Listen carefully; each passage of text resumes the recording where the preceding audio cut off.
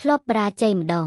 គុយអេនណាមិនគិតបន្តក្តីស្រមៃក្នុងវិស័យបលវលកញ្ញាតែងាកទៅបង្ហាញសកម្មភាពទាំងនេះដើម្បីប្រទេសជាតិវិញអ្នកគាំទ្រតាមដានពីស្រីស្អាតស្រអែមស្រស់កញ្ញាគុយអេនណាសុទ្ធសឹងតែបានជ្រាបហើយពីជីវិតសិល្បៈនិងក្តីស្រមៃរបស់នាងដោយកន្លងមកនាងធ្លាប់ប្រឡូកក្នុងវិស័យបវរកញ្ញាម្ដងហើយក្នុងកម្មវិធីប្រកួតក្នុងស្រុក MGC អំឡុងឆ្នាំ2023កន្លងទៅបិទតែមិនទទួលបានជោគជ័យក្រុងគត់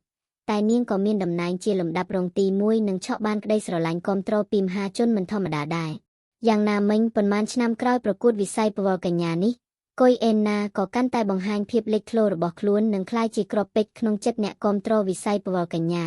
ដោយកាន់តែស្រឡាញ់ពេញចិត្តនាងខ្លាំងឡើងជាមួយនឹងភាពជឿជាក់សម្រស់ចំណេះដឹងសមត្ថភាពនិងទេពកោសល្យផ្សេងៗ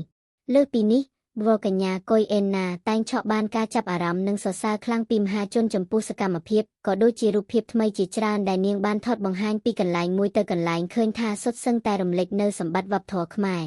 ដែលនាងបង្ហាញពីគោលបំណងចង់ចូលរួមជាចំណែកមួយជួយផ្សព្វផ្សាយពីវប្បធម៌និងវិស័យទេសចរណ៍ជាតិស្រុកគ្នានេះគុយអេនណាក៏ត្រូវបានមហាជនជាច្រើននៅតែបង្ហាញការស្ដាយពីសមត្ថភាពរបស់នាងដែលតែងលើកទឹកចិត្តជំរុញឲ្យនាងវិលចូលប្រកួតក្នុងកម្មវិធីប្រកួតសម្រស់ណាមួយម្ដងទៀតនិងចង់ឃើញនាងអាចមានឱកាសឈរលើឆាកអន្តរជាតិដូចបំណងក្រោយពីធ្លាប់